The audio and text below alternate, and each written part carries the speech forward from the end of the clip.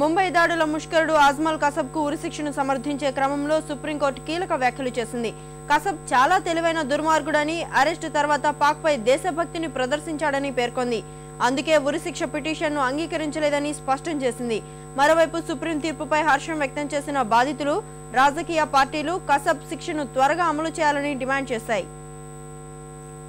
దేశ ఆర్థిక రాజధానిలో మారణహోమం సృష్టించిన అజ్మల్ కసబ్కు ఉరిశిక్ష ఖరారు చేసే క్రమంలో సుప్రీంకోర్టు కీలక వ్యాఖ్యలు చేసింది.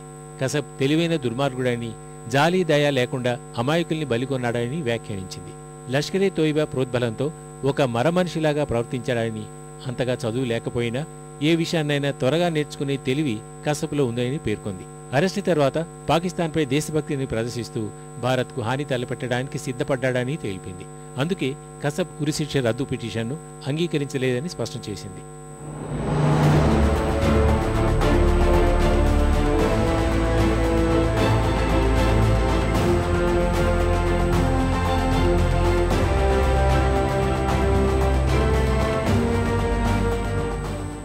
కసబ్ ఉరిశిక్షను సుప్రీంకోర్టు సమర్థించడం వల్ల ముంబై దాడుల్లో ఆత్మీయుల్ని కోల్పోయిన బాధితులు సహా దేశ ప్రజలందరూ హర్షం వ్యక్తం చేశారు. సుప్రీం తీర్పును స్వాగతించిన న్యాయమంత్రి సల్మాన్ ఖుర్షీద్ కసబ్ ఉరి విషయంలో ఎలాంటి జాప్యానికి తావులేదని, చట్ట ప్రకారం ఆ ప్రక్రియ జరుగుతుందని తెలిపారు. ఉరిశిక్షను రద్దు చేయాలని కసబ్ క్షమాభిక్ష కోరిన పక్షంలో ఆ విజ్ఞప్తిని సాధ్యమైనంత త్వరగా పరిష్కరిస్తామని హోంమంత్రి సుశీల్ కుమార్ షిండే స్పష్టం చేశారు. ముంబై దాడులకు సూత్రధారులుగా వ్యవహరించి పాక్లో తలదాచుకుంటున్న ముష్కరుల అంశాన్ని ఆ దేశంతో చర్చిస్తున్నామని తెలిపారు.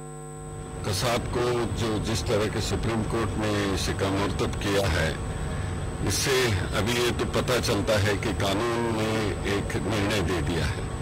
तो हम दूसरे के बारे में भी पाकिस्तान सरकार से बातें कर रहे हैं। देखो, ये लीगली जो भी है वो हम पूरा तरीके से करेंगे।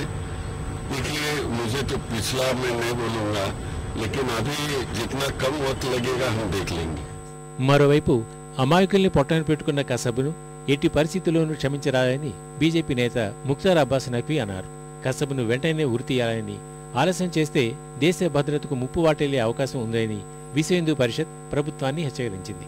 ముంబై దాడులకు పాల్పడిన అజ్మల్ కసబ్ సహా పార్లమెంటుపై దాడి చేసిన అఫ్జల్ గురును బహిరంగంగా ఉరితీయాలని శివసేన కార్యనిర్వాహక అధ్యక్షుడు ఉద్ధవ్ ఠాకరే డిమాండ్ చేశారు. ప్రభుత్వానికి సుప్రీం తీర్పును అమలు చేసే సత్తా ఉందా అని ప్రశ్నించారు. भर चौकात फाशी द्यायला पाहिजे तीच मागणी आज तमाम हिंदुस्थानांच्या मनातली आहे. अफजल गुरुला अजून फाशी दिली जात नाही कारण वेटिंग लिस्ट आहे. बरं, माझं काय म्हणणं आहे की कायदा कोणासाठी आहे? आपल्या नागरिकांसाठी आहे. हे तर परके आहेत. कसाब कोण आहे? అటు ప్రస్తుతం ఉరిశిక్ష పడి ఇంకా అమలు కాని నేరస్తుల సంఖ్య కసబ్తో కలిపి 309కి చేరింది. ఈ వరుసలో కసబ్కు ఖరారైన ఉరిశిక్ష అమలు చేయాలంటే చాలా సమయం పట్టే అవకాశాలు ఉన్నాయి. ఒకవేళ శిక్ష అమలైతే కసబ్ స్వాతంత్రానంతరం ఉరితీసిన 52వ వ్యక్తి అవుతాడు.